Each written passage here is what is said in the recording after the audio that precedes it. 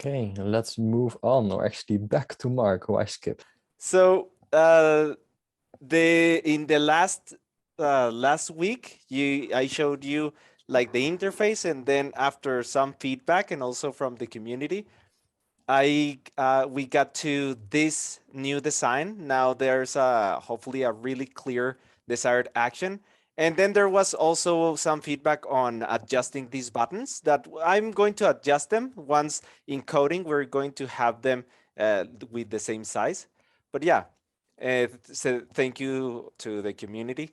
And now, one thing that you mentioned that I found really interesting is when they are leveling up. I do want to have this because it's going to be like an RPG game that you're leveling up your character, unlocking skills, etc. And then you mentioned also about having the character developing, right? And I found that fascinating.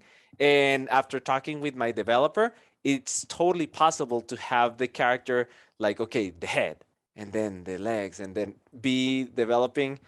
And my question is, the follow-up question would be, the thing is, when should they see the full character? Should that be like the first major win, or like the end game? Because the end game is going to take, like, if someone is hardcore, 6 months, but it usually would take like 2 years to get to really developing drawing skills. So I'm thinking maybe have that progress in the first week, or like, the question is, how much should it take for a student to see the full body?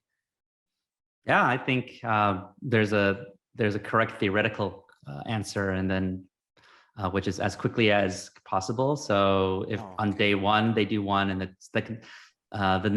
next one, it's a longer, it takes a week, but and the next one takes a little longer, but then it's giving them that first major win state. That's useful. Now, the reason why I say theoretically that's the correct answer, but practically not always, because depends on how many you can create, right?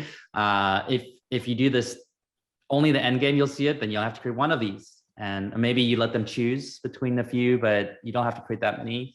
But if you have people regularly, hey, after a week, yay, you get another one, complete another one, then you'll have to produce more of these, which is harder.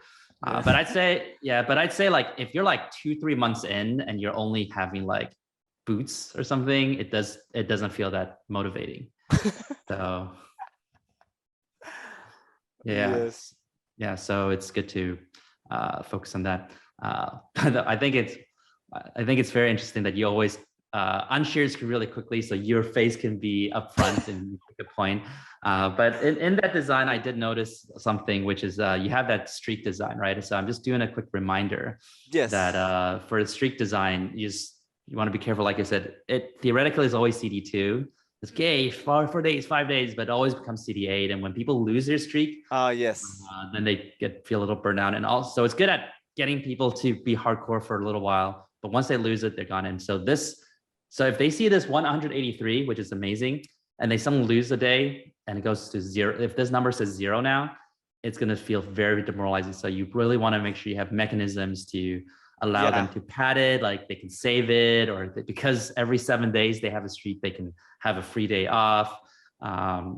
So when people are, the idea of a CD8 is when people are punished, no one wins, right? You don't win, they don't win, no one wins. So the idea is that to avoid the loss, people will do a lot of desired actions. So, but you want to be very gentle on the CD8 and give them a lot of ways to get out of it through desired actions.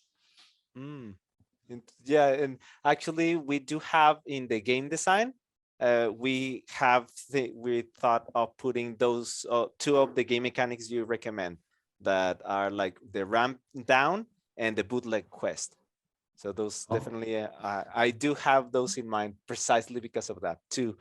And it's because the player type is not motivated by core drive 8. Yeah, and I do like the desired action is super, super clear here.